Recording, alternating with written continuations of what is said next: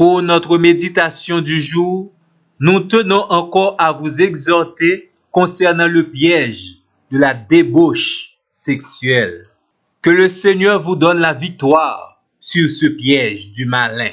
Que le Seigneur vous soit en aide, comme il a été en aide à Joseph devant la femme de Potiphar. Encore une fois, nous tenons à vous rappeler que la Bible, la parole de Dieu, parle de manière positive, très positive, de la sexualité. La sexualité est bonne et la Bible encourage les couples mariés à ne pas se priver des relations sexuelles. 1 Corinthiens 7, le verset 5. Deutéronome, chapitre 24, le verset 5.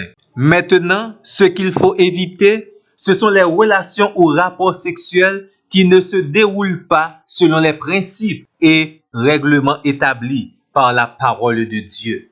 Ensuite, les relations sexuelles sont tellement chargées d'implications, non seulement sur le plan physique, mais surtout sur le plan spirituel. Le chrétien doit être bien enseigné sur le sujet et aussi il doit développer certaines convictions par rapport à ses positions sur le domaine. C'est vrai, lorsqu'on n'est pas marié, on a certains privilèges. De même, celui qui est marié a aussi certains privilèges et même sur le plan sexuel. D'où un célibataire pas capable de jouir les privilèges d'un homme marié. Parce que situation yo pas même. Toute relation sexuelle du célibataire est une rébellion à la volonté révélée de Dieu. Et c'est ça, mode de comportement ça, t'es identifié pour vous-même, soit sous l'appellation de relation sexuelle prémaritale, impudicité, fornication, débauche, prostitution.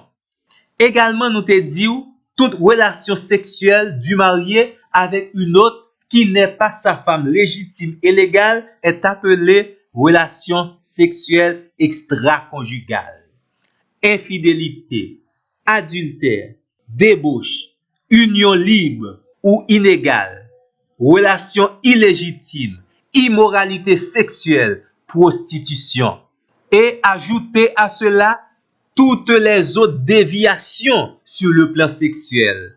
Le Seigneur mandé pour éviter yo, parce que non seulement nous sommes ses chères créatures, mais aussi nous sommes des serviteurs et des servantes de Dieu. Dieu collabore avec nous dans ce travail précieux dans notre vie et surtout en faveur des autres. Bon, me rappelez que la relation sexuelle gagne pour but ou bien la procréation, ou bien pour prouver l'amour à son plus haut degré dans la relation du mariage, ou bien pour le devoir conjugal, ou bien pour jouir du plaisir sexuel. Il est possible également entre les mariés ou capable de jouir de plusieurs de ces buts à la fois. Mais il faut connaître très bien, les principes sont établis par Dieu et il faut respecter les principes et un rapport aux relations sexuelles.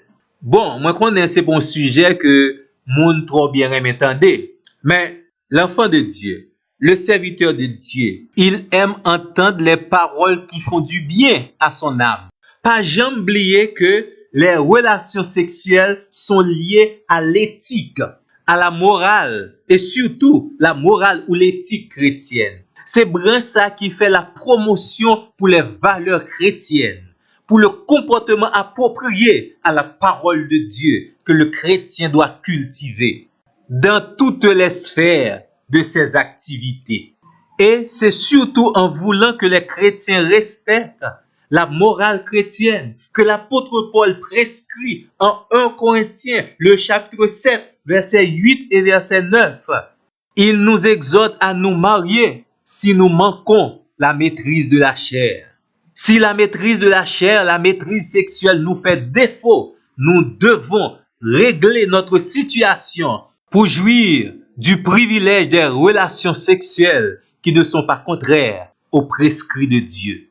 Rapidement, je vais citer pour vous-même quelques conséquences des relations sexuelles prémaritales, quelques conséquences des relations sexuelles avant le mariage, selon la Bible, la parole de Dieu, selon 1 Corinthiens 6, le verset 18, 1 Pierre, chapitre 2, le verset 11, Éphésiens, chapitre 5, le verset 3 et le verset 5, c'est un péché, quelque chose qui est contraire à la volonté et à la parole de Dieu. C'est une violation de la loi divine. Deuxième conséquence, lorsque nous faisons quelque chose qui est contraire à la volonté de Dieu, nous vivons avec un sentiment de culpabilité, un sentiment d'être coupable et surtout devant la face de ce Dieu qui sait toutes choses. Cela pourrait également signifier que nous aimons le plaisir ou bien le sexe plus que Dieu. Parce que Dieu lui-même, il ordonne à nous de choisir entre le plaisir sexuel malsain qui nous disqualifie pour son service ou bien de rester dans son amour. Notre choix est déterminant par rapport aux conséquences de notre relation avec Dieu. Très souvent, Dieu nous appelle à nous servir de cette capacité de prendre des décisions et nous devons choisir Dieu au lieu des relations sexuelles en dehors de sa volonté. Vous pouvez certainement lire ces passages, Genèse chapitre 2, verset 24, Jérémie chapitre 2, verset 33, Matthieu chapitre 22, verset 37, 2 Thessaloniciens chapitre 2, verset 10. Nous devons également admettre et accepter que les relations sexuelles avant le mariage nous donnent une fausse conception de l'amour vrai. Pourquoi?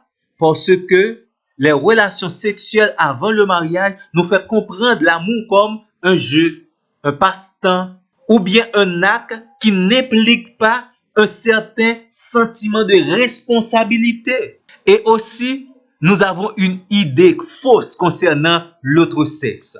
Nous acceptons-les comme un objet de plaisir et non respectons-les pour vraie valeur que bon Dieu créé avec là, pour vraie valeur que lui représentait et lui portait dans lui-même, qui est l'image de Dieu. Et sous votre comme ça, les relations sexuelles gâtent la qualité du témoignage du chrétien. De ces coûtes qu'écoute, il faut éviter ces choses, surtout lorsque vous faites un travail pour le Seigneur, lorsque vous accomplissez un ministère pour le Seigneur. Un ennemi toujours présent, un ennemi qui est considéré comme un piège entre les mains du diable, ce sont les relations sexuelles avant le mariage. Et des fois, nous risquons même des grossesses non désirées.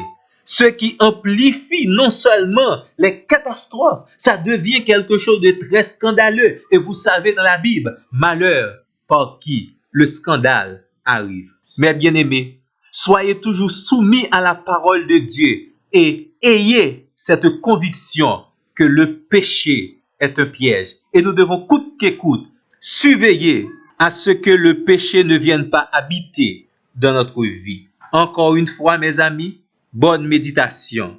J'espère que vous allez prendre les bonnes décisions. Et aussi, à la prochaine.